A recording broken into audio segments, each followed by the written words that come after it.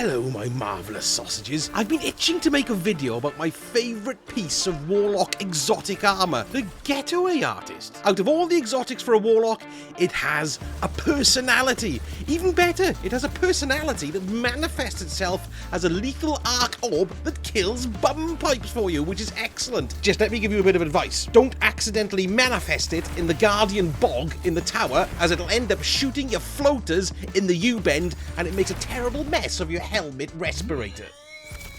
Oh no! Oh no, it's disgusting! It's in my mouth and my eyes! Zavala used it after me as well, and he wasn't very happy, I can tell you. Indeed.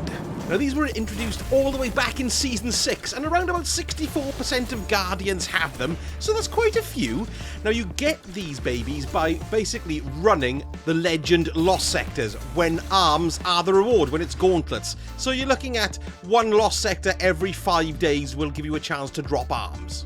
And of course, there's a chance for them to drop anywhere in the world as an exotic engram, but you can also pick them up from Xur. Just got to keep your eyes peeled from week to week. So they're RNG based, unfortunately. You can't purchase them anywhere or anything like that. It would be nice, actually, in the tower kiosk if we had an armor bit, wouldn't it? Yes, we could buy old exotic armor. Anyway, by the by. So the Getaway Artist's party piece, of course, is consuming your arc grenade energy, because it's an arc subclass specific little git, and it creates your arc buddy for 20 seconds. And this shoots autonomously at anyone in front of you, really. What you kind of want to do is think of a cone projected out in front of you, like 45 degrees-ish. So anything within that cone, it'll shoot at for you. Anything on the extreme left or the extreme right, it doesn't pick up, or behind you, it's just out in front.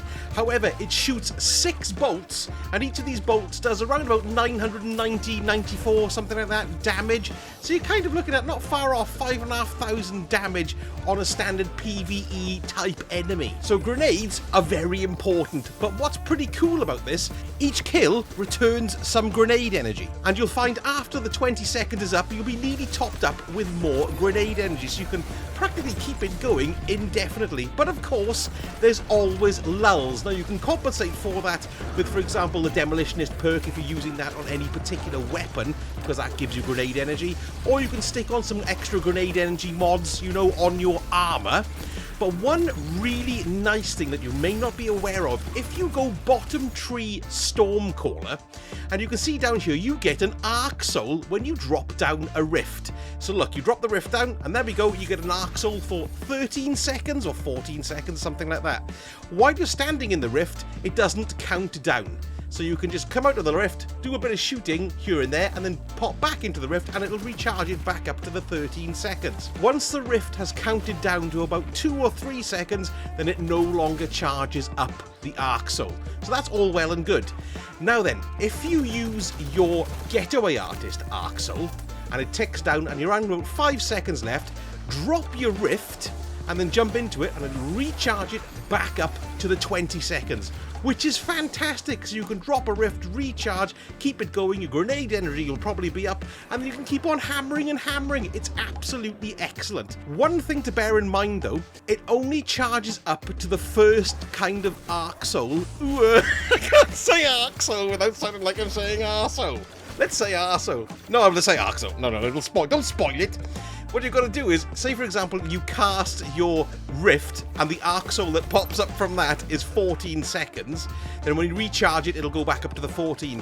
If you pop your Getaway Artist Arc Soul, it'll recharge it to the 20, so it depends on which one you pop first. Does that make sense? We'll pop our Arc Soul, there we go, we've got 20 seconds on that baby. So we'll just let it do its business for a little while. It's quite nice just walking around, letting it do kick-ins itself. Yes, kill them. Kill him over there. Kill them there. Kill them there. Right, we've got 8 seconds, 7. Let's pop our rift. There we go. Straight back up to 20, which is very nice. Let's just keep on going with the killings. Now, if you've got a high recovery stat on your Warlock, then that means your rift is going to power up very quickly indeed. Oof! Smashed in the face. Now another thing it's got is a nice bit of weapon synergy with the Trinity Ghoul bow. Now if we have a little look at the Trinity Ghoul, it is the Trinity Ghoul actually, we've got lightning rod, precision kills grant the next shot chain lightning capabilities. This is what we want, it procs lightning rod. But also, if you have the catalyst installed and done, lightning rod now triggers from any arc damage final blow. So what you're going to see here is once we stick on our little arc buddy, you will see, watch now, the arrow will electrify. See it there? There we are, excellent. So you're constantly going to have nice little electrified bows, which is very nice indeed. Look, it destroys things. I know this is only a bog standard lost sector, but still, it's fantastic. Now another nifty thing the Arc Soul does, it just doesn't tag enemies and shoot enemies, it'll shoot projectiles as well. Now this can come in incredibly handy in a few specific areas.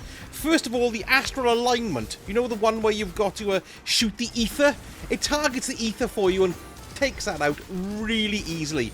Plus, if there's any slow-moving projectiles that can be shot, like for example in the Proving Ground strike, or even at the end of the Astral Alignment, the big ogre shoots these slow-moving projectiles at you, it'll target and shoot those too. So it's really, really useful. There are, in fact, a few public events that use these slow-moving ether malarkey. I'm sure there's a couple on the Tangle Show and in the Dreaming City as well. So it's very useful for those. I love it.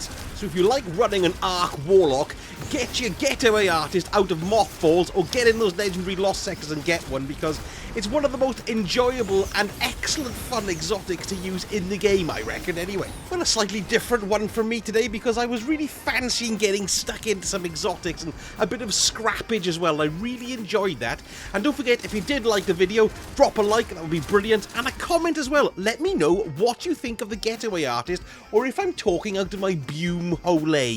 In the meantime, thank you so much for watching, and I shall speak to you all again very soon. Sausage ut.